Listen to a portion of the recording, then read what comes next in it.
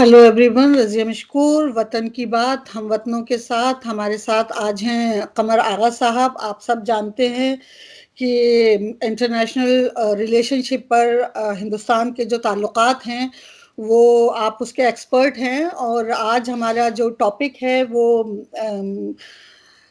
Kashmir Kashmir issue and politics and beyond. तो कमर साहब, सबसे पहले तो आपका बहुत बहुत स्वागत है और बहुत शुक्रिया आपने हमें टाइम दिया। मैं भी मुझे बहुत खुशी है कि आपसे बात कर रहे हैं। और टॉपिक भी आपने बड़ा अच्छा सेलेक्ट किया है, बहुत टॉपिकल है। जी। सो अगर हम बहुत शुरू से शुरू करें, यानी पिछले 70 साल से भी थोड़ा सा पहले, थोड़ा सा तो नहीं, almost 100 year before, Durrani dynasty से लेकर और गुपकार, ये जो गैंग बना है आज तक, ये जो 150-200 साल का हमारा पूरा है, इस पूरे 200 साल में सबसे ज्यादा अगर उथल पुथल हुई है, सबसे ज्यादा जो पॉलिटिक्स हुई है, सबसे ज्यादा जो नुकसान हुआ है वो कश्मीर का और कश्मीरियों का हुआ है। इस पूरे उसमें मैं रिलीजन की बात नहीं करूंगी यहाँ पर, क्योंकि इंडिया कभी भी, जब से हम जानते हैं इंडिया को, वो कोई एक रिलीजन बेस्ड नहीं था। वो डाइवर्सिटी हमेशा वहाँ रही है पिछले 150-200 साल में। और अगर हम दुर्रानी डायनेस्टी से ही शुरू करें तो आज ये कहा जाता है कि कश्मीरियों के साथ या कश्मीरी पंडितों के साथ सबसे ज्यादा नाइंसाफी हुई है, या सबसे ज्यादा उनको हर्ट हुआ है, उन्हें बेघर किया गया है, या उनके साथ कत्ल गारतगरी का एक सिलसिला रहा। लेकिन अगर हम दुर्रानी डायनेस्टी को जस्ट क्विक फॉर एक जरा सा लोगों को एक रिमाइंड कराना है कि दुर्रानी डायनेस्टी के बाद जब सिख रूल आया था, यानी जो ये पीरियड है 1846 टू 1947 का, जिसमें कश्मीर में 77% मुसलमान थे, 20% हिंदू थे और 3-4-5% सिख और बुद्धिस्ट थे। उसके बावजूद मुसलमानों पर जो एक तरह का एक फोर्सफुली उनको टैक्सेस देने पड़ते थे, उनके साथ उनको अपॉर्चुनिटीज बहुत कम मिलती थी, जो आज शायद मुसलमानों पर इल्जाम है कि मुसलमान लोकल हिंदू या कश्मीरियों के साथ, कश्मीरी पंडितों के साथ ऐसा कर रहे हैं। आपका क्या कोई टेक होगा, क्या रिमाइंडर होगा हमारी उस जनरेशन को जो शायद इस बारे में नहीं जानती है? देखिए, मेरा कहना यह है कि अगर हम लोग हिस्ट्री में न जाएं तो ज्यादा बेहतर है। बिल्कुल जरूर, मैं तो सिर्फ एक और रिमाइंडर देना हिस्ट्री चाहती थी। ओके, वी में कैन मूव। देखिए, वो पीरियड फ्यूडल पीरियड था। जी और उस पीरियड के अंदर कंसेप्ट ऑफ नेशन स्टेट जी डेवलप नहीं हुआ था। जी और लोकल राजा होते थे, कुछ राजा अच्छे हुए, कुछ राजा बुरे हुए। फिर उसके बाद अंग्रेजों का जमाना आ गया। जी अंग्रेजों की पॉलिसी ये रहती थी कि जहाँ पे मुस्लिम मेजॉरिटी होती थी वहाँ पे हिंदू बादशाह, जैसे कश्मीर में। और जहाँ हिंदू मेजॉरिटी थी वहाँ पे मुस्लिम बादशाह, जैसा हैदराबाद हैदराबाद। दक्कन में उन्हीं ने किया। उनकी डिवाइड एंड रूल की पॉलिसी थी, उसको अडॉप्ट किया और उसको किया। और बहुत सी इस वक्त की जो प्रॉब्लम है वो ब्रिटिश एरा की है। वही चल रही है, मतलब जो कुछ वहां से आ रहा था, मेंटेलिटी अभी वही चल रही है हमारी। जी, वो तो बहुत मुश्किल है सॉल्व होना। जी। और पूरा प्रॉब्लम जो है वो पार्टीशन का है। पार्टीशन का है। तो अगर हम पार्टीशन पार्टीशन को ही देखें कि 1947 में जब पार्टीशन हो रहा था, उस वक्त नेहरू जी का या पटेल जी का या नरसिम्हा राव जी तो थोड़ा बाद आ गए, लेकिन नेहरू जी का और पटेल जी की क्या रोल था इस कश्मीर इशू पर? देखिए, नेहरू जी का एक इशू था कि कश्मीर, वो खुद भी कश्मीरी पंडित थे, इलाहाबाद में हालांकि रहते थे। और मैं भी इलाहाबाद का हूँ। और हमारे फैमिली से भी अच्छे रिश्ते थे उन लोगों से। और ये हम वहाँ पे एक छोटा सा ग्रुप था कश्मीरी पंडितों का, लेकिन बड़ा प्रोमिनेंट, बहुत enlightened, very secular, liberal, western educated, ये ट्रेंड था इलाहाबाद में कश्मीरी पंडितों का। मोस्टली सब उसमें जो थे ज्यादातर वकील थे इलाहाबाद हाई कोर्ट के। और ये ग्रुप था जिसका बहुत बड़ा रोल है पार्टीशन, जिसका बहुत बड़ा रोल है मुल्क की आज़ादी में। नेहरू के अलावा भी और वहाँ पे थे, अक्सर धर, कौल, काटजू साहब एक बड़े लीडर थे कांग्रेस पार्टी के। ये सब, इन लोगों ने का मानना ये था कि भाई कश्मीर इंडिया के साथ रहे तो बेहतर है। इनकी अपनी वो भी थी, और दूसरी ये भी था कि स्ट्रेटेजिकली अगर आप देखें तो कश्मीर बहुत इंपॉर्टेंट है इंडिया के लिए, क्योंकि पानी का सबसे बड़ा सोर्स है, और दूसरे उसकी कनेक्टिविटी है सेंट्रल एशिया से। वो खत्म हो गई क्योंकि गिलगित बल्तिस्तान पाकिस्तान का उस पर कब्जा हो गया है, कर लिया। नहीं तो अफगानिस्तान और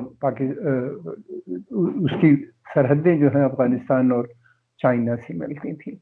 इसलिए बहुत इम्पोर्टेंट था, और नेहरू इस चीज को बहुत अच्छी तरह समझते थे, स्ट्रेटेजिक इम्पोर्टेंस की उसकी। और फिर उसके बाद दूसरी तरफ ये था कि शेख अब्दुल्ला साहब, उनको इस बात की फिक्र थी कि अगर कश्मीर पाकिस्तान का हिस्सा बनता है तो कश्मीरियत खत्म हो जाएगी, और वहां पे इस्लाम के नाम पे पंजाबियत और पंजाब के और या पठान दूसरे प्रोविंस के लोग आके सेटल हो जाएंगे। वो भी नहीं चाहते थे कि पाकिस्तान के साथ उनका बने।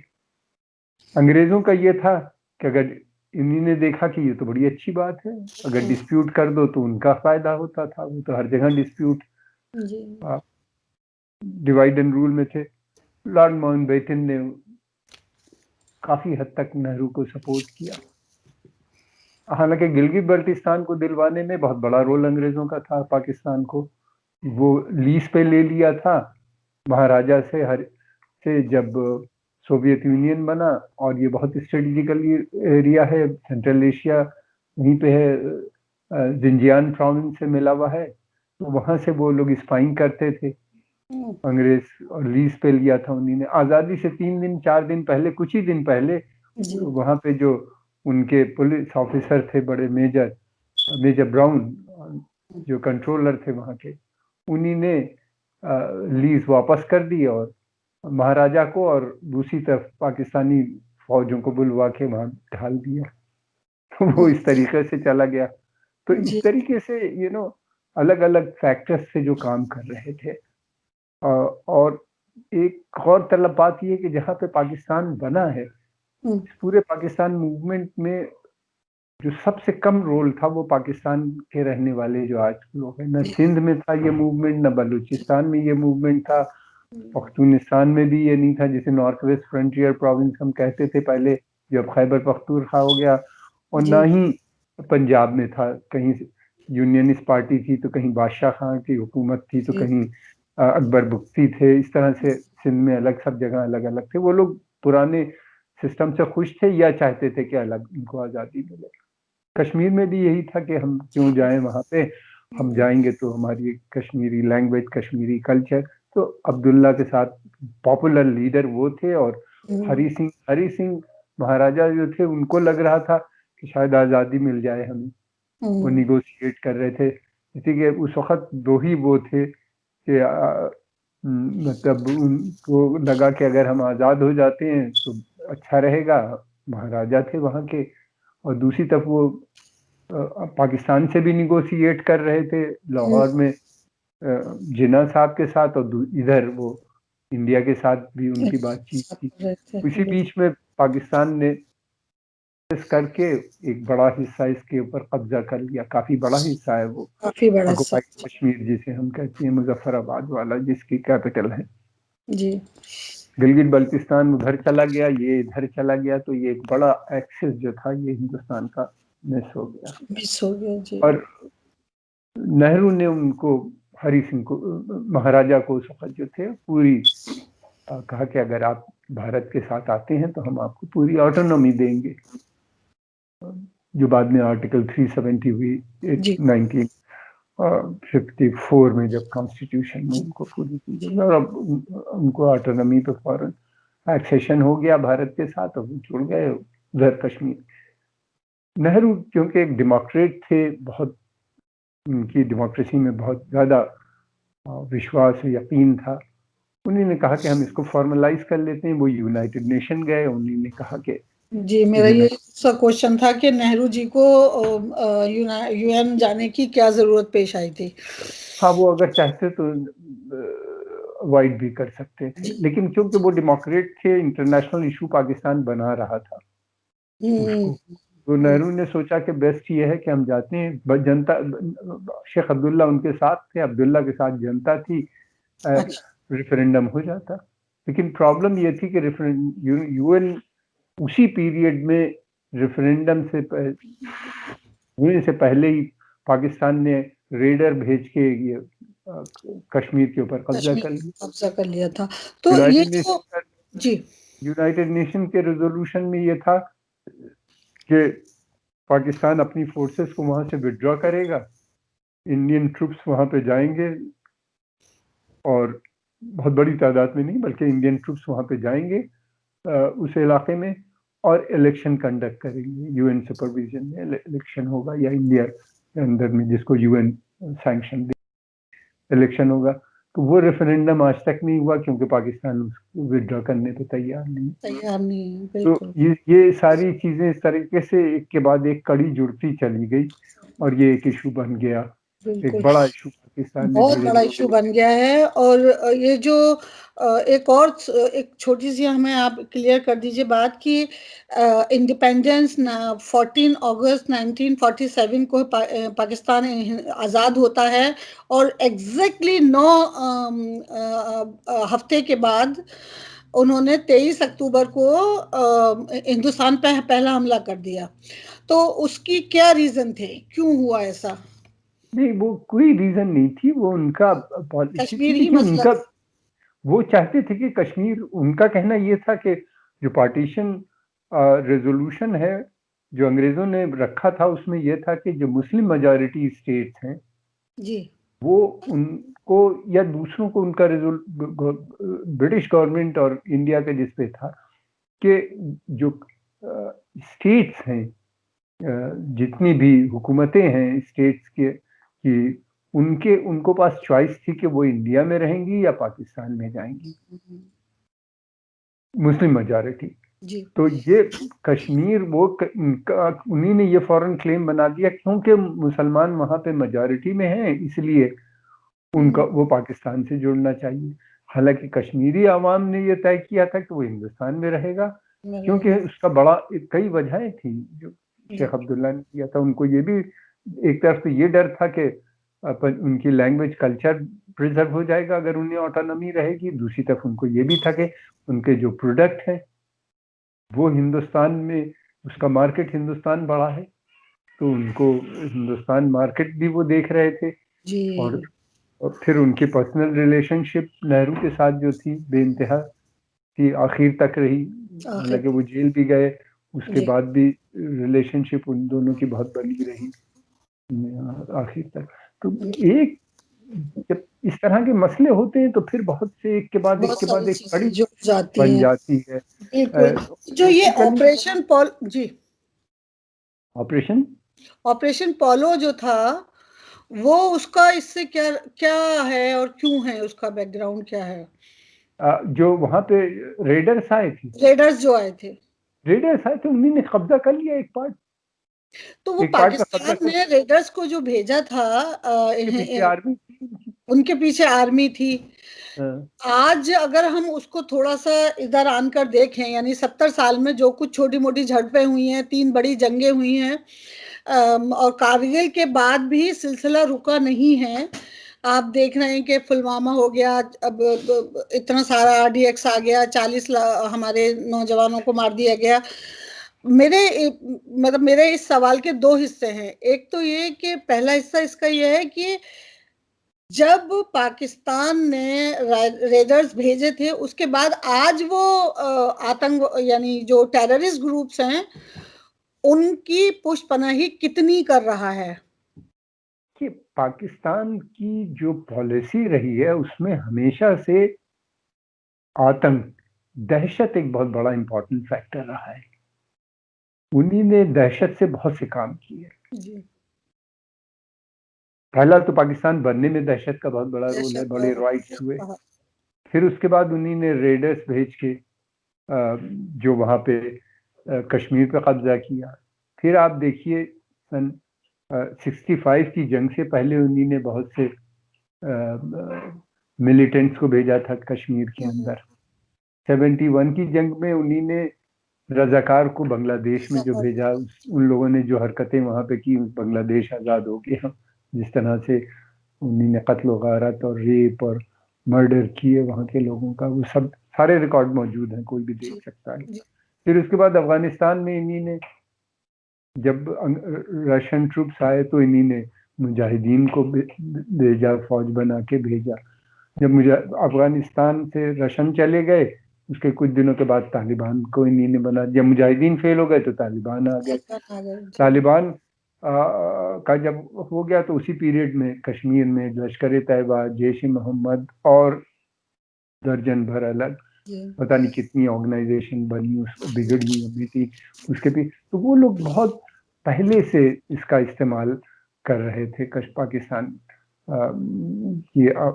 की मिलिट्री हुकूमतें चाहती थी। उसके कई वजह थे। देखिए, पाकिस्तान बना इस्लाम के नाम पे जी, और सबसे बड़ी बात यह है कि मजहब के नाम पे स्टेट नहीं चल पाते।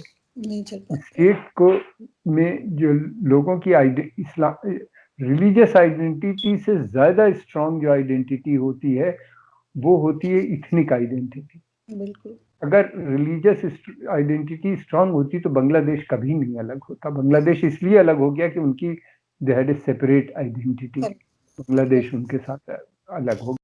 जो टू पार्टीशन थीसिस थी वो उसी दिन कोलैप्स हो गई बांग्लादेश बनने के। तो वो पाकिस्तान समझ नहीं पाए।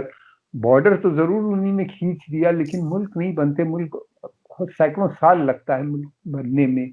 एक सोशल कंट्रैक्ट जो होते हैं डेवलप होते हैं धीरे धीरे धीरे धीरे, वो पाकिस्तान में हो नहीं पाया। मुल्क तो बन गया वहाँ पे, फिर उसके बाद फौज मुल्क चला नहीं तो फौज को आना पड़ा। और फौज के साथ साथ वहाँ पे पंजाब जो कि सबसे बड़ा पावरफुल प्रोविंस है पाकिस्तान का, उसका कब्जा फौज के ऊपर। और उसने बाकी प्रोविंस को, जिसे कहना चाहिए कि अपना मातहत बना दिया। हालांकि बल्लोच से अगर आप बात कीजिए या पठानों से पुराने बात कीजिए तो वो यही कहते हैं कि हमको तो कॉलोनी की तरह बना दिया। सिंधी भी इस बात की शिकायत करते हैं। इन सब जगह नेशनलिस्ट मूवमेंट है। तो कश्मीर का भी जो हशर हुआ हम सब जानते हैं किस तरीके से हुआ। तो ये जो रेडर्स हैं या मुजाहिदीन हैं, ये एक पुराना ट्रेडिशन है, शुरू से चल रहा है पाकिस्तान की आर्मी का, जब से इस पर बना। और फिर उसके बाद से, लेकिन क्योंकि पाकिस्तान मजहब के नाम पर बना था, और अनफॉर्चुनेटली अगर हम ये देखें कि जिस मजहब के नाम पर बना था वो मजहब दहशतगर्दी के खिलाफ है, उसके बावजूद ये पिछले 70 साल से दहशतगर्दी में फंसे हुए हैं। देखिए, बहुत अच्छी बात आपने कही। लेकिन ये कि आर्मी के अपने को अगर चलाना है, मुल्क को उस पर कब्जा रखना है, पॉलिटिकल पावर को कंट्रोल करना है, इकोनॉमिक पावर को कंट्रोल करना है, तो मजहब बहुत अच्छी चीज होती है। उसका इस्तेमाल करते रहो, जी, लोगों को लड़ाते रहो। हालांकि पाकिस्तान में नहीं होना चाहिए था। इस पस मंजर में अगर हम इंडिया को देखें तो हमारे पास इस तरह की कोई चीज नहीं थी अनटिल नाउ। ये जो रिसेंटली से कुछ हुआ है आरएसएस का इसका, लेकिन अब इसके अलावा हमारे पास इंडिया ने कभी इस तरह की किसी भी चीज को प्रमोट नहीं किया है, दहशतगर्दी को। उसकी एक बहुत बड़ी वजह थी, हमारा नेशनल मूवमेंट जो था वो बहुत सेकुलर था, और बहुत लिबरल था। और गांधी जी ने उस वक्त भी ये कहा था कि अगर सारे मुसलमान चले जाएंगे पाकिस्तान, सारे क्रिश्चियन चले जाएं मुल्क छोड़ के, यानी अकलियतें सब चली जाएं, जितनी माइनॉरिटीज हैं सब मुल्क को छोड़, सिर्फ हिंदू बचेंगे, तब भी मैं इसको सेकुलर मुल्क बनाऊंगा। हमारे यहाँ के लीडरशिप थी यूरोप से पढ़ के आई थी, और उसको समझ में आ गया था कि नेशन स्टेट जो है उसको बनाना है, तो मॉडर्न नेशन स्टेट को बनाने के लिए और डेमोक्रेसी रखना, मुल्क में इतने कल्चर हैं, डाइवर्सिटी है, इतने लैंग्वेज हैं, इतने कस्टम अगर चलाना है तो हमको डेमोक्रेसी रखनी होगी, रूल ऑफ लॉ को इम्प्लीमेंट करना होगा, कॉन्स्टिट्यूशन बनाना होगा, और मॉडर्न इंस्टीट्यूशन के से ही मुल्क तरक्की कर सकता है। और यही वजह थी कि मुल्क ने इतनी तरक्की की और सेकुलरिज्म उन्होंने इसको अडॉप्ट किया। हालांकि नेहरू गांधी जी इसी के शिकार हो गए, खुद मारे गए। जो तबके थे, नेशनल मूवमेंट में भी एक सेक्शन था जो राइट विंगर था, लेकिन इन लोगों की कोशिश ये होती थी कि सबको लेके चलते थे डेमोक्रेटिक तरीके से। एक बार तय हो जाता था तो सब उसको मान लेते थे। लेकिन एक छोटा सा क्वेश्चन अगर मैं आपको यहाँ ऐड कर दूं इस पूरी जो हम बात कर रहे हैं इसमें, कि आरएसएस ने गांधी जी का जो कुछ भी हुआ, मर्डर हुआ, वो सब आपको पता है हिस्ट्री का सब। क्या आरएसएस या उस तरह की जहनियत रखने वाले लोगों को उस तरह की जहनियत रखने वाले लोगों को ये अंदाजा नहीं है कि पाकिस्तान ने रिलीजन या एक्सट्रीमिज्म के नाम पर पाकिस्तान को न सिर्फ बर्बाद किया है, बदनाम भी किया है। वही काम हम करेंगे तो इंडिया की जो सेक्युलर ढांचा है वो न सिर्फ ये कि बर्बाद होगा बल्कि बदनाम भी होगा। India is the biggest, one of the biggest democracy in the world. तो क्यों उसको हम जानबूझकर वही काम, वही गलती कर रहे हैं जो पाकिस्तान ने की? देखिए, ये कौमें जो हैं, उनके मिजाज को समझना बहुत मुश्किल होता है। जो बहुत हाईली डेवलप कल्चर्ड कौमें थी, जहाँ पे साइंटिफिक टेम्पर की जो बात करते थे, ये करते हैं। जर्मनी में जो कुछ हुआ हम सब देख चुके हैं, क्या हुआ सेकेंड वर्ल्ड वॉर में, बल्कि दो बड़ी जंगें लड़ी, जितने लोग मरे। फिर उसके अलावा वाइट सुप्रीमेसी देखिए मौजूद है पूरे यूरोप में, बल्कि सभी पश्चिमी देशों में, जिसे में आप देख रहे हैं। फिर उसके बाद ये टेंडेंसी हमेशा से हर कौम में रही है, ये कोई नई इंडिया में नहीं थी, इंडिया में भी थी। और फिर जब आप एक तरफ मजहब के नाम पे आप पाकिस्तान बना रहे थे, तो दूसरी तरफ मजहब का भी जुनून था, जाहिर सी बात होगा, एक दूसरे को काउंटर कर रहे थे। लेकिन ये कि उस वक्त लीडरशिप इतनी अच्छी थी नेहरू गांधी की कि उन्होंने हैंडल कर लिया, मैनेज कर लिया और चीज़ों को संभाला, बहुत मुल्क में सभी को तरक्की की राह पे लगा दिया। लेकिन दोबारा जो दूसरा फेज शुरू हुआ है वो अफगानिस्तान में रशियन ट्रूप्स का आना, फिर उसके बाद मिलिटेंट ऑर्गेनाइजेशन का, मुजाहिदीन का बनना, इस्लाम वर्सेस कम्युनिज्म जो लड़ाई हुई, उसमें एक इस्लामिक मिलिटेंसी तमाम दुनिया में फैल गई, तमाम दुनिया से लोग आने लगे अफगानिस्तान, और इस्लामिक जिहाद का जो नारा बुलंद हुआ, उधर उनका तो नारा बुलंद हुआ, उसके देखते हुए फिर राइट विंग क्रिश्चियन ग्रुप्स भी इमर्ज होने लगे थे। तो ये पहले से स्ट्रेंथ इनमें आने लगी, लोपेन और ये सब फ्रांस के अंदर जो थे, और बहुत जर्मनी में भी, और तमाम ईस्टर्न यूरोप के बहुत, सोवियत यूनियन टूटने के बाद खासतौर से वही पीरियड। फिर उसके अलावा इंडिया में भी उसका असर पड़ा और कश्मीर में भी पड़ा, तमाम पड़ा इसका असर। तो बहुत से फैक्टर हैं जो कश्मीर को जोड़ते हैं, मतलब हमारे यहाँ।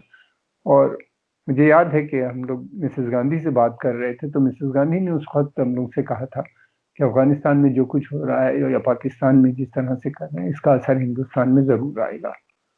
और उन्हीं ने ये सोचा था कि वो बजाय ये आरएसएस चैंपियन करे उसको, उन्हीं ने सॉफ्ट हिंदुत्व की बात की थी कि हम सॉफ्ट हिंदुत्व की बात करके फिर उसको धीरे धीरे मेलो डाउन कर लेंगे। वो खुद मारी गई और वो कर नहीं पाई। फिर राजीव ने भी उसको कोशिश की, वो भी नहीं मारे गए, वो भी नहीं कर पाए। क्योंकि ये ताकतें एक बार अनलीश हो जाती हैं तो इनको कंट्रोल करना बड़ा मुश्किल होता है। हम देख रहे हैं कश्मीर में क्या हालत। ये कोई मेजॉरिटी में नहीं है वहां पे जिनको हम लोग इस्लामिस्ट कहते हैं, लेकिन ये है कि जो इतने पावरफुल हैं कि कोई जबान नहीं खोल सकता। अगर आप वहां पे कोई भी कश्मीर में इस वक्त डेमोक्रेसी या भारत से जुड़ने की बात करते हैं तो उसकी मकान की आके ये लोग छत गिरा देते हैं, अगर ज्यादा बोलता है तो मकान ही उड़ा देते हैं, गोली मार देते हैं। वो आवाजें जो थी, जो मेजॉरिटी है वो साइलेंट हो जाती है, हो गई है वहां। इसी तरह बहुत से देशों में हमने देखा। बहुत ज्यादा तो मैंने जो कहा कि मेरे क्वेश्चन का दो पार्ट हैं, पहले का आपने जवाब दिया, बहुत शुक्रिया। अब दूसरा पार्ट ये है कि India as such is very very powerful country. हमारे पास बहुत ही पावरफुल फौज है। हमारा जो सिक्योरिटी सिस्टम है वो इतना वीक कैसे है कि 30 किलो 40 किलो आरडीएक्स आ जाती है और 40 हमारे जो नौजवान आर्मी के जवान हैं वो मारे जाते हैं। तो देखिए, ये कहीं ना कहीं पॉलिटिक्स से जुड़ा हुआ है, हमारी जो सिक्योरिटी सिस्टम है वो वीक है। नहीं, देखिए, फौज दूसरी फौज से लड़ सकती है बहुत आसानी से, मगर फौज जो मिलिटेंसी से लड़ना किसी भी फौज के लिए बड़ा मुश्किल काम होता है। प्रॉक्सी वार बहुत मुश्किल होती है उसको जीतना फौज के लिए। हिंदुस्तानी में नहीं, हमने बहुत से मुल्कों में देखा। अमेरिका इराक में नहीं कर पाया कुछ, उससे बड़ी पावरफुल फौज किसके पास थी, उससे अच्छे इक्विपमेंट कहाँ थे। तालिबान जिसके वो खत्म करने गए थे, खत्म नहीं कर पाए, बाद में उनसे बात कर रहे हैं आजकल। दोहा में बात चल रही है, सेक्रेटरी ऑफ स्टेट पॉम्पेई वहीं पे मौजूद है। तो ये इससे लड़ना बड़ा मुश्किल है। दूसरे एक समझने की बात यह कि हमारा बहुत बड़ा बॉर्डर है पाकिस्तान के साथ। फिर ये कि कश्मीर में हिली ट्रैक्स हैं, दो पहाड़ियों के बीच में दर्रा जिसे हम कहते हैं, वो छोटे छोटे रास्ते होते हैं, उनसे ये अंदर आ जाते हैं। फिर उसके बाद नदी नाले हैं बहुत से जो सूख जाते हैं, वहां से ये अंदर आते हैं। और बॉर्डर को पूरे हर वक्त गार्ड करना, या वहाँ पे हालांकि टेक्नोलॉजी बहुत डेवलप हो चुकी है, लेजर फेंसिंग भी की गई है, लेकिन पहाड़ी इलाकों में मुश्किल होती है। बहुत सी जगहों पे लेजर फेंसिंग भी काम नहीं करती। और ये लोगों को रोकना, उनको करना, इतनी कोशिश ये सरकार कर रही है इस वक्त, ऑल आउट वॉर मिलिटेंसी के खिलाफ छेड़ रखी है। लेकिन ये कि फिर भी आप हर रोज देखिए, अभी परसों ही 4 लड़के मारे गए, काफी आर्म्स वगैरह उसमें मिले में। दूसरी बात ये कि अगर मिलिटेंसी को किसी मुल्क के और पड़ोसी मुल्क के खुफिया एजेंसी की या वहाँ की आर्मी की सपोर्ट हो तो उसको रोकना और मुश्किल है। ये बहुत अहम बात ये है जी, बहुत बात हो जाती है कि पाकिस्तान कश्मीर की कई दुश्वारियां आ गई। कश्मीर सबसे बड़ी जो मुश्किल आई ये मिलिटेंसी। ये भी सही बात है कि काफी लड़कों ने ज्वाइन की। अच्छा, ये है बात, फैक्ट है। हाँ, ये गए, यहाँ से गए, अभी भी चाहते हैं। ये बुरहान था, और इस तरह के बहुत से लड़के ज्वाइन करते रहते हैं। नंबर कम है, लेकिन किसी भी शहर में लॉ एंड ऑर्डर बिगाड़ने के लिए 5-6 लोग काफी होते हैं। काफी हैं, काफी, बहुत ज्यादा काफी हैं। फिर दूसरी बात यह है कि जो वहाँ की पॉलिटिकल पार्टीज थी कश्मीर की, वो फेल हो गई। खासतौर से नेशनल कॉन्फ्रेंस फेल हुई, तो पीडीपी आने की कोशिश की, पीडीपी भी आई तो कुछ नहीं कर पाई। इन लोगों ने डेवलपमेंट नाम का कुछ नहीं किया जो करना चाहिए था। नेचुरल प्रोसेस में जो डेवलपमेंट होते हैं वो होते रहे। आज भी कश्मीर में बिजली नहीं है, पानी की भी प्रॉब्लम है उन लोगों को, सड़कें ठीक नहीं है। जो स्टेट का काम थे, का इतना असर है वहाँ ठंडे वेदर का, और कोई तैयारी नहीं है। आज भी कांगड़ी में लोग इस्तेमाल कर रहे हैं। तो वो जो काम करना था इन लोगों ने किया नहीं। करप्शन इतना डीप रूटेड कि आप जिसकी कोई इंतहा नहीं। और दूसरी एक चीज मैं और बताना चाहूंगा आपको यहाँ पे कि कश्मीर बहुत रिच स्टेट है जी। इतनी रिच स्टेट है, शायद ही कोई दूसरी होगी। वहां के ऊपर उनका बिलियन से भी ज्यादा, कई $1 बिलियन का तो उनका कारपेट। आपको यूरोप अमेरिका में अगर कोई चीज हिंदुस्तानी मिलती है तो कश्मीरी कारपेट हर जगह मिल जाएगा। आपके शहर में भी एक शॉप होगी कश्मीरी कारपेट। वॉशिंगटन में तो कई एक है, न्यूयॉर्क में कई सारे जिससे बड़े डिपार्टमेंट, पूरे ह्यूस्टन में भी मैंने देखा हर जगह रखा हुआ मिलेगा स्टोर्स में। फिर उसके बाद उनका furniture hmm, one of the most expensive furniture in the world, जो कार्विंग और सब काम करते हैं आपको। मैं अमेरिका में बहुत से बड़े डिप्लोमेट या प्रेसिडेंशियल कैंडिडेट से मैं मिला हूँ, वहाँ के कुछ उनके घरों पे मैं गया हूँ, तो सिर्फ हिंदुस्तान की एक ही चीज दिखती थी, वो कारपेट। बिल क्लिंटन रिटायरमेंट से पहले जब लास्ट टाइम यहाँ पे आए थे हिंदुस्तान में, तो तकरीबन $1 मिलियन के कारपेट उन्हीं ने अपने नए मकान के लिए दिए। कारपेट इंडस्ट्री इनके वो, फिर उसके बाद उनके फल फ्रूट्स, फाइनेस्ट मेवे और फल टूरिज्म सेब, ये सब बहुत बड़ा मुतासिर ट्रेड, हुआ है वहाँ। ये बहुत बड़ा ट्रेड है। हम्म, सेब वगैरह इतने होते हैं, लेकिन वो सब बेच दिए जाते हैं। वहाँ पे कोई इंडस्ट्री नहीं है कि उनको अच्छी के उनको पैकेजिंग करे और उनको बेचे बाद में ज्यादा दाम उससे कमा लेंगे, वो सब कुछ नहीं हो पाया। फूड इंडस्ट्री जो डेवलप होनी चाहिए थी वो नहीं करी इन्होंने। नहीं अब हो इसमें सेंटर का क्या रोल था इसमें, तो इन्हीं का था करे रोल। करे, ये तो बिल्कुल बिल्कुल। पानी का तो ये जो बहुत, अब्दुल्लाज हैं और एक जो सेकेंड, मुफ्तीज पानी हैं। का बहुत बड़ा सोर्स है। जी पानी का बहुत बड़ा सोर्स है और बिजली की कमी है। बताइए आप हाइड्रो इलेक्ट्रिक क्यों नहीं बनी? जी फिर जी। उसके अलावा उनका जो शहद है उसकी शेल्फ लाइफ 100 साल। वाह। फिर उसके अलावा उनके पास इस तरह के, मेरे पास इस वक्त लिस्ट नहीं है, कम से कम 30-40 प्रोडक्ट्स हैं जो ग्लोबली जो सेल करते हैं। देखते हैं हम कि और पर्दे हैं, शॉल्स हैं, कपड़े हैं, इतने जी, हाथ के काम के चीजें आती रहती हैं वहां पर। हैंडीक्राफ्ट पूरा। जी, हैंडीक्राफ्ट पूरा पेपर वहां का मशी, बेस्ट है। पेपर मशी का ये सिर्फ नवंबर दिसंबर में इनकी सेल कर देते हैं। आप यूरोप और अमेरिका में जो क्रिश्चियन ममालिक हैं, वो एक्समस से पहले जो शॉपिंग करते हैं उसमें पेपर मशी के जो सामान है वो हम्म, कई $100 मिलियन के बिकते थे। ये सब खत्म हो गया है। सब खत्म हो गया है। अगर ये खासा से फारूक अब्दुल्ला ने कुछ, कुछ नहीं किया। बिल्कुल कुछ नहीं किया। उसकी वजह ये जो, देखिए वहां पे टेंडेंसीज शुरू से थी, जमात इस्लामी वहां शुरू से थी। एक हम्म, ग्रुप था जो बात करता था कि पाक इस्लाम के साथ हमारा मर्जर होना चाहिए, वो था वहां पे। सारे बहुत हिंदुस्तान कम, में किया है उसने तो। वो बहुत कम था, बहुत छोटा था। जब ये पॉलिटिकल पार्टी ये जब फेल हुई, जो वैक्यूम हुआ, उस हम्म, वैक्यूम में ये लोग आ गए। ये लोग आ गए, बिल्कुल और बिल्कुल। पॉलिटिकल भी गलतियां हुई, दिल्ली से भी हुई गलतियां, जिस तरीके से फारूक अब्दुल्ला की ने का इलेक्शन वहां पे हम्म, हारा जिताया गया उनको। और हम सब जानते हैं किस तरीके से हुआ। वो गलतियां सेंटर ने भी की। सेंटर को लगा कि मुस्लिम यूनाइटेड फ्रंट जो बना है वो पावर में आ जाएगा तो बड़ी मुश्किल होगी उसको रोकने के लिए, इन्हीं को दे दो, छोटी ईविल है। तो जब खुद ही इन लोगों ने नहीं काम किया, उनकी लीडरशिप ने जो कुछ major school, colleges, universities, department Sheikh Abdullah ने खोले थे, उसके बाद फिर कुछ नहीं उनका हुआ। जो फर्दर हुआ डेवलपमेंट होना था वो नहीं हो पाया। नेचुरल कोर्स में जो होते रहते हैं वो होते रहते हैं। स्ट्रेटेजिकली एरिया है तो वहाँ पे रोड्स वगैरह, ये गवर्नमेंट, सेंट्रल गवर्नमेंट की स्कीम जाना, उसके तहत जो काम हुए, बाकी बहुत मेहनती कश्मीरी कौम है। काफी बहुत। पैसा कमाते हैं, गुर्बत नहीं, फकीर आपको नहीं दिखेंगे वहाँ के ऊपर स्लम्स नहीं है, सबके पास घर है, वाह। छोटे बड़े, ये सारी चीजें हैं।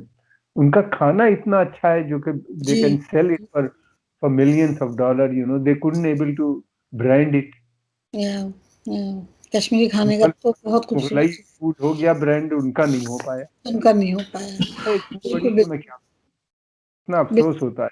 बहुत अफसोस होता है कि इतनी खूबसूरत। अगर आप पर्सनली मेरे से पूछेंगे तो मैं तो पार्टीशन के भी खिलाफ हूँ। वो नहीं होना चाहिए था। और बहुत मैं खराब, सारी प्रॉब्लम वहीं बहुत से है। बहुत सारी प्रॉब्लम वहीं से सारी आई है। प्रॉब्लम और हम लोगों की।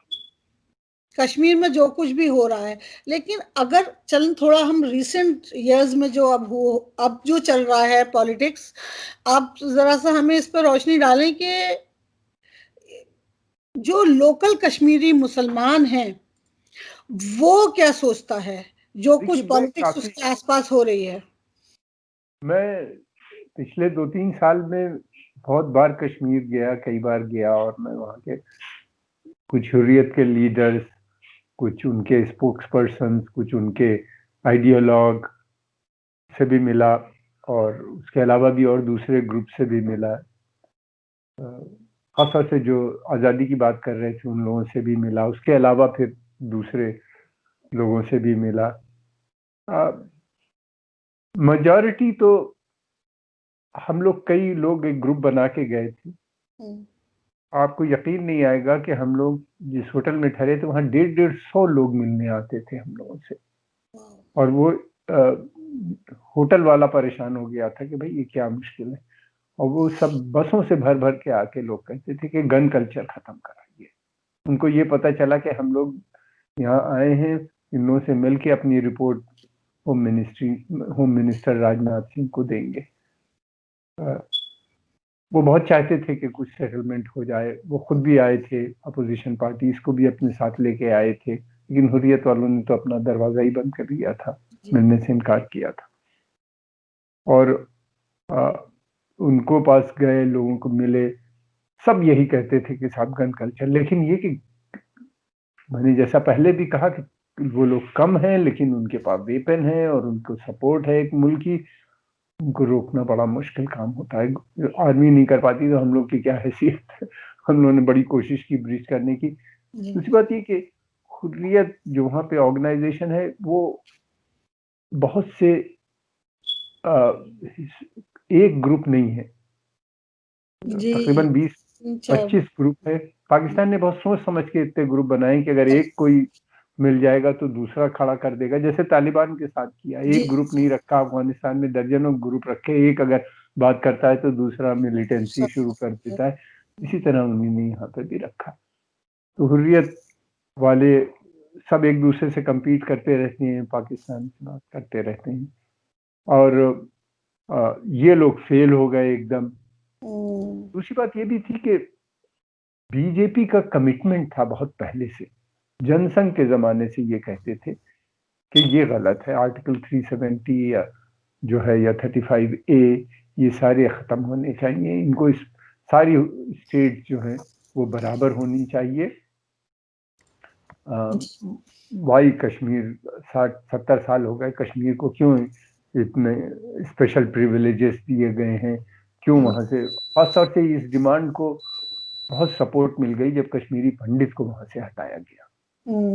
और हमने ये भी देखा एक बड़ा सेक्शन टर्न हो गया कश्मीरियों के खिलाफ जो कश्मीर को सपोर्ट करता था। फिर उसके अलावा ये भी हुआ कि राइट विंग शिफ्ट भी थी मुल्क में, पॉलिटिकल पार्टीज फेल हो रही थी, कांग्रेस फेल होती चली जा रही थी, करती चली जा रही थी, रीजनल पार्टीज का जोर हुआ, वो नहीं चल पाई, वो फेल हो गई, और बीजेपी फाइनली पावर में आ गई। तो उनका ये एजेंडा था, वो इस बात को ताल ठोक के कहते थे कि ये खत्म करेंगे, हम पावर में आएंगे। और जब उनकी मेजॉरिटी नहीं थी तब वो उन्होंने कोशिश भी की बातचीत करने की, तो उन्होंने अपने दरवाजे बंद कर दिए। और फिर बाद में जब उनकी मेजॉरिटी आई तो उन्होंने उसको इम्प्लीमेंट करना शुरू कर दिया। और जी, कारगिल वार ने भी बहुत बड़ा रोल प्ले किया, बहुत बड़ा डैमेज हुआ है जिसकी बहुत बड़ा, और वो मुसलसल चल ही रहा है। तो अब यानी जो लोकल मुस्लिम्स पर ये इल्जाम आता है कि कश्मीरी पंडितों को निकालने में इन मुस्लिमों का, लोकल लोगों का हाथ है, वो कितना सच है? देखिए उसमें बहुत नहीं, अगर लोकल लोगों की सपोर्ट नहीं मिल रही है, सजा तो नहीं मिल लोकल रही, लोगों की सपोर्ट नहीं थी, लोकल लोग नहीं चाहते थे कि जाए, इसमें कोई शक नहीं, लेकिन उनका वो बेबस थे, वो बेबस थे। देखिए वहां पे जमात इस्लामी का बड़ा कंट्रोल था और ज्यादातर मस्जिदें वही कंट्रोल करते थे। वहीं से मस्जिद से ऐलान होने लगे उनके खिलाफ। फिर उसके अलावा कुछ रेप हो गए, फिर उसके अलावा ये हुआ कि कुछ के मर्डर हो गए, काफी लोगों के मर्डर हुए, कई सौ लोग कश्मीरी मर्डर हुए। और उसके बाद तो फिर बड़ा मुश्किल था उनके लिए, वो उनकी पॉपुलेशन कम थी, छितरे बितरे आज भी चाहते हैं कश्मीरी कि कश्मीरी पंडित वापस आए वहां पे। मैं जाके मिला उन लोगों से जब बातचीत की तो कर लगे बिल्कुल आए। उनके मकान बहुत से मुसलमानों ने अभी तक प्रोटेक्ट कर रखे हैं कि आएंगे तो यहाँ पे ठहरेंगे, सब कुछ है। लेकिन ये कि मिलिटेंसी के आगे, और फिर उसके अलावा वहां पे किडनैपिंग शुरू हो गई, मर्डर शुरू हो गए, आइसोलेटेड हुए, फिर ज्यादा हुए। तो वो इनको एंड यही था कि उनको तो स्टेट स्टेट ने फेलियर भी की ज्यादा जिम्मेदारी जो है प्रोटेक्ट नहीं वो कर पाया। जी, पॉलिटिक्स की स्टेट है। स्टेट फेल हो गई स्टेट प्रोटेक्ट फेल करने हो में। गई। जी, बिल्कुल। अब आखिरी मेरा एक सवाल और रह जाता है कि ये जो गुपकार ग्रुप कहला रहा है आज की पॉलिटिकल जो सिचुएशन है, इसमें आप कश्मीर को कहाँ पे देखते हैं खड़ा हुआ? ये ये फेल्ड ऑर्गेनाइजेशंस हैं। हम्म, गुपकार जो है, हम्म, इसमें फारूक अब्दुल्ला का ग्रुप जो है, या मुफ्ती जी है, पीडीपी है, ये महबूबा मुफ्ती हैं, महबूब। ये लोग इनकी सपोर्ट बेस बहुत कम है। हम्म, ये अब दोबारा से सरवाइव करने की कोशिश कर रहे हैं कि हम्म, किसी सूरत से री इमर्ज कर जाए। उन्हीं ने ये सब मिल गए, ये लड़ते रहते थे आपस में, अगर ये न लड़ते तो शायद तो कुछ। शायद ये हालत हो। हाँ, तो ये अब ये लोग सब मिल गए हैं, और भी छोटे छोटे कुछ ग्रुप्स हैं जो जिन्होंने इनको ज्वाइन कर लिया है। हम्म, और इनके बारे में अभी कुछ बात करना जरा जल्दी होगी। जल्दी हो। इनको निगेटिव वोटिंग हो सकता है मिल जाए इलेक्शंस में, कि हम्म, दे दो वोट भाई।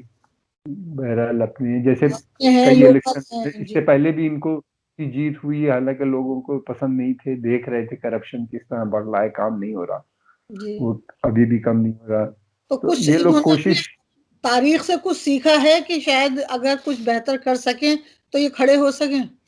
नहीं, नहीं। तो बीजेपी ही आएगी। फारूक साहब बहुत नॉन सीरियस पॉलिटिशियन, कहना नहीं चाहिए मुझे, हाँ, बहुत से एग्जैक्टली। लोगों का मानना है ऐसा, कि वो बहुत ज्यादा पॉलिटिकल नहीं थे। उनके वालिद उनको लेके आए पॉलिटिक्स में और उन्हीं ने किया, लेकिन वो करप्शन को नहीं रोक पाए, रोक और नहीं। वो बढ़ता गया। और डेवलपमेंट एजेंडा जो लड़के चाहते थे बाद में, देखिए आजकल ग्लोबलाइज्ड एज है, और जी, कश्मीरी बहुत पढ़ा लिखा है, जी, लड़का है, तमाम जा जाके मेहनत कर रहा है, पढ़ रहा है, डॉक्टर, इंजीनियर्स और कंप्यूटर बहुत आगे निकल चुके हैं। वो लोग चाहते थे कि कश्मीर डेवलप करे, लेकिन ये कि डेवलपमेंट हुआ नहीं उतना, लड़ाई झगड़ों में फंस गए। सेंटर स्टेट के कशीदगी रहती थी, कभी किसी के साथ कभी किसी के साथ, इनको मौका भी। ये सब काम नेता का समझने की बात होती है कि किस तरीके से नेविगेट करके स्टेट को आगे ले जाए, तरक्की करे, वो नहीं कर वो नहीं कर पाए। पाए। तो चलते चलते मैं एक सवाल आपसे और करना चाहूंगी, और ये दिस विल बी आखिर, हमारा टाइम आउट भी हो रहे हैं। क्योंकि हम लोग बाहर रहते हैं, मतलब इंडिया से बाहर रहते हैं, और यहाँ बहुत सारी आवाजें नए कश्मीर की सुनने में आ रही हैं। उनके बारे में आपका क्या ख्याल है? देखिए, अब तो कश्मीर तो स्टेट तो खत्म ही हो गई, यूनियन टेरिटरी हो गई है। जम्मू अलग एक हो गया है, में अलग वो है, और इसको लेके काफी डिबेट अब शुरू हुई है। हम्म, जम्मू को भी लग रहा है कि कहीं ऐसा ना हो कि नीचे से पंजाब वाले आके वहां ज्यादा नंबर में बस जाएं, और उनकी, अभी तक तो वो अलग होने की बात करते थे, लेकिन हम्म, अब उनको ये खतरा लगने लगा है कि भाई कहीं ऐसा ना हो कि हम लोग माइनॉरिटी में हो जाएं, हम्म, और हमारा जो लोग हैं वो, उनकी लैंग्वेज और कल्चर पे असर हो, पंजाबियत यहाँ पे आ जाए। दूसरी तरफ लद्दाख में भी थोड़ा सा इस तरह की बातें हैं, खासतौर से गिलगित बल्तिस्तान ने तो अपोज कर दिया। गिलगित बल्तिस्तान कह रहा हूँ, हम्म, ये कारगिल, द्रास, ये एरियाज जितने हैं मुस्लिम डोमिनेटेड, जी, इन लोगों ने मना कर दिया है, इनकार किया है, रिफ्यूज किया है। ऑटन ये जो डिमांड की है कि ऑटोनॉमी हमको हम्म, रिस्टोर होनी चाहिए, और बात करने की बात है, और ये भी कहा है कि ये यूनियन टेरिटरी स्टेटस को एक्सेप्ट नहीं। वहां पे लद्दाख में ज्यादातर लोग जो हैं वो बुद्धिस्ट, क्योंकि मेजोरिटी है, लेकिन बड़ी तादाद में मुसलमान भी वहां पे है। हम्म, तो वो, उनके यहाँ बुद्धिस्टों को भी लग रहा है खतरा कि क्या होगा। तो अब ये डिबेट शुरू हुआ है, अब देखना ये है कि किस डायरेक्शन में जाता है। सब चीजें हो सकती हैं, आगे मसले बढ़ सकते हैं अगर मिलिटेंसी रुके। मिलिटेंसी रुकेगी तभी कुछ हो पाएगा। मिलिटेंसी न होने की वजह रोकने के लिए इंडियन गवर्नमेंट क्या कर सकती है? कुछ, भाई इंडियन बात कर सकती है पाकिस्तान के साथ। पाकिस्तान की जो पॉलिसी है, पॉलिसी ऑफ स्ट्रेटेजिक डेप्थ है, जब तक उसमें चेंज नहीं आएगा, वो मिलिटेंसी को as instrument of foreign policy use कर रहे हैं, इंडिया में भी, अफगानिस्तान में भी, सेंट्रल एशिया में भी, जब तक उसमें बदलाव नहीं आएगा, वो उनकी पॉलिसी में नहीं बदलाव आएगा, तब तक बहुत मुश्किल है। और वो इस वक्त बहुत इम्बोल्डेंट है क्योंकि उनको चाइना की भी सपोर्ट इस वक्त हासिल हो गई।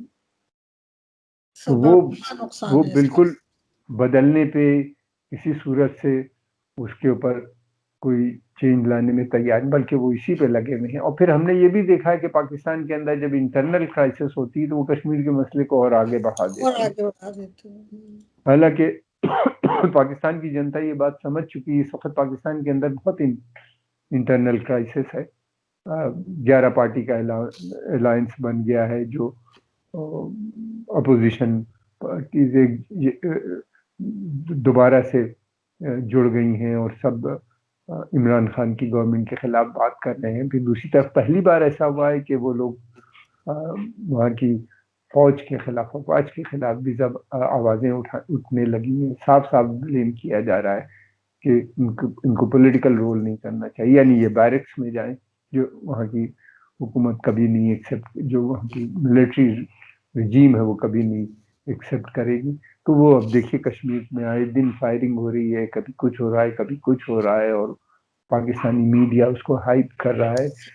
और इमरान खान से उम्मीदें तो बहुत थी, पर वो भी इतना कुछ कर नहीं पाए या उनसे हो नहीं पाया जितना कि वो वादे करके आए थे। नहीं, मुझे तो शुरू दिन से लगता था वो भी पॉलिटिकल आदमी नहीं है। मैं उनसे कई बार मिला हूँ और मैंने इंटरव्यू में भी था, मैं उनका इंटरव्यू भी किया प्राइम मिनिस्टर बनने से पहले जब आए थे लास्ट टाइम। वो तो यही प्रॉमिस तो जरूर कर रहे। देखिए वहाँ गवर्नमेंट जो होती है उसके हाथ में पावर नहीं होती, रियल पावर तो वहाँ पे फौज के पास, फौज जो डिसाइड करती है उसको। और फिर इमरान खान तो ये कह के आए थे कि हम फौज के साथ मिलके काम करेंगे। इससे पहले लोग छिपके करते थे, उन्हीं ने तो ओपनली कहा कि हम फौज के साथ मिलके आएंगे। इनको पाकिस्तानी कहते हैं, ये पोस्टर बॉय हैं आर्मी के।